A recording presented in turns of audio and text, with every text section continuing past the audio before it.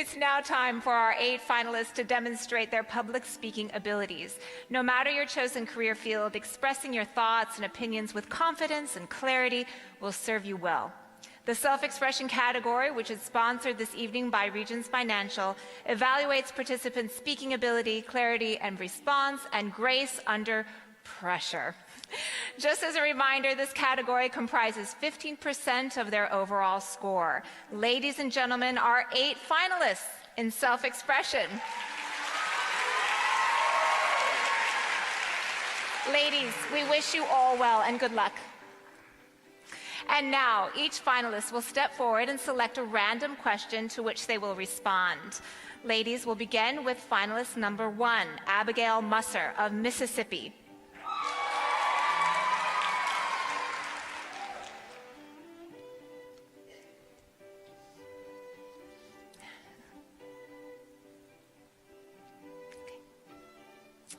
Her question is, what is the most positive and most negative aspect of social media? Social media is great because it's convenient. Everybody has an iPhone or an Android like me. But that's great for keeping in touch with friends and family. But one negative aspect that I see, especially within my generation, is comparison. It's so easy, especially when there's nothing to do, to go on social media and compare yourself to those that are going to the beach and having fun with their friends. So social media can be great, and it can also have a negative impact as well. Abigail Musser, Mississippi.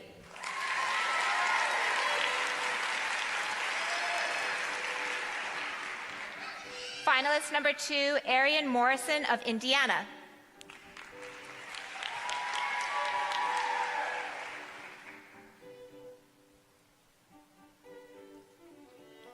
Her question, in America, should health insurance be considered a privilege or a right?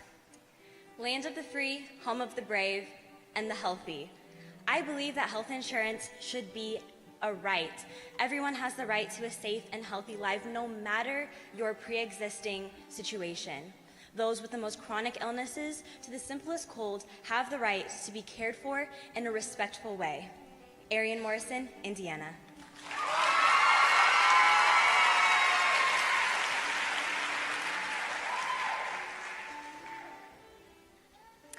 Finalist number 3, Laurel Reynolds of Oklahoma.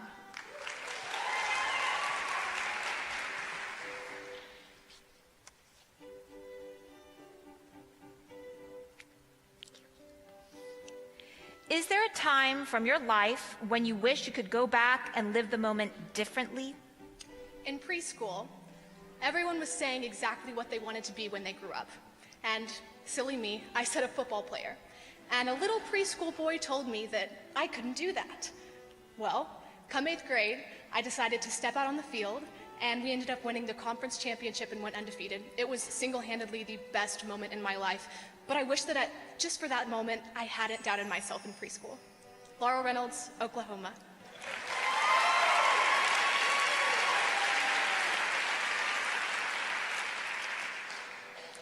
Finalist number 4, Elena Ripion of Maryland.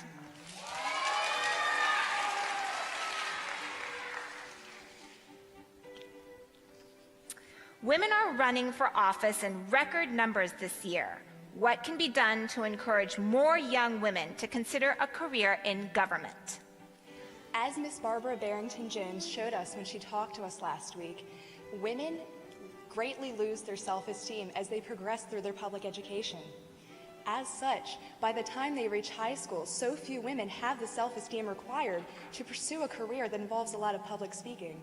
In order to encourage more women to pursue a career in government, we must incorporate more confidence-building exercises in our public education system. Elena Ripion, Maryland.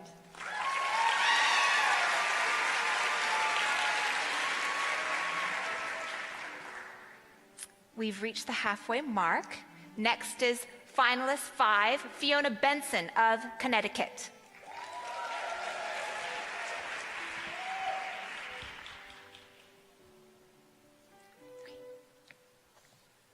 To consider yourself a success, what do you need to have accomplished or acquired? To consider myself a success, at the end of the day, I need to have learned something. I'm a person who loves learning from my teachers, from my parents, from my sibling, and most importantly from my peers. I think it's important to challenge our own opinions and seek other opportunities. And to consider myself a success at the end of my life, I need to have learned as much as I possibly could in the time frame that I was given. Fiona Benson, Connecticut.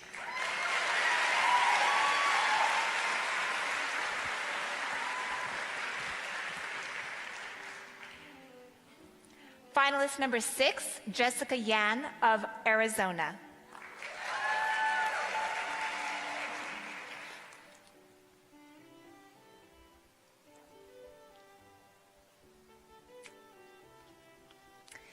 Many teens are distrustful of government and the political process. What can be done to re-engage them? I have had the wonderful opportunity over the last several months to work at a political campaign in Arizona. In order to re-engage teens in the political process, we need to show them that the political process is something that can be trusted. And in order to do that, they must themselves step into the political process.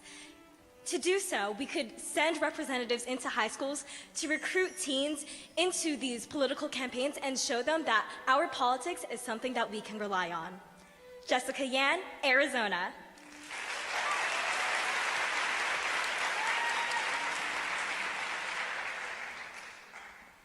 Finalist number 7, Shadi Zai of Massachusetts.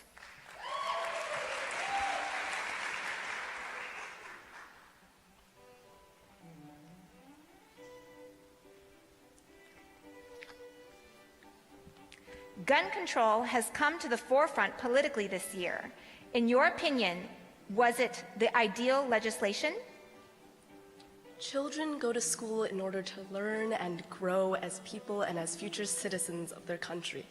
People go to a concert to enjoy themselves and have fun. These are not places which should be dangerous or places where people should feel scared for their own lives. I believe that gun control has come to the point where we need to think more about it and act upon it and encourage our representatives to do the same. Shadi Zai, Massachusetts.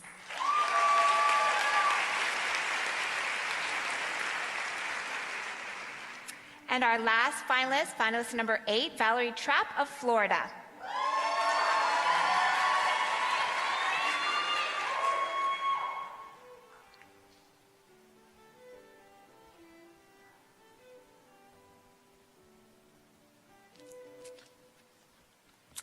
We often hear in the media that our times are very divisive. How do we begin to build bridges between disagreeing groups? I grew up in a home populated by very different people, with a German father and a Dominican mom. And as a result, we already saw that we had very different cultural perspectives. That being said, we found ways in order to build bridges between the different cultures within our home and find ways to love each other. And when we see the political divisiveness that has torn apart our country, particularly in the 2016 election, we need to remember that those bridges are ones that we build, no matter what culture, no matter what languages we speak, and no matter what we believe. Valerie Trapp, Florida.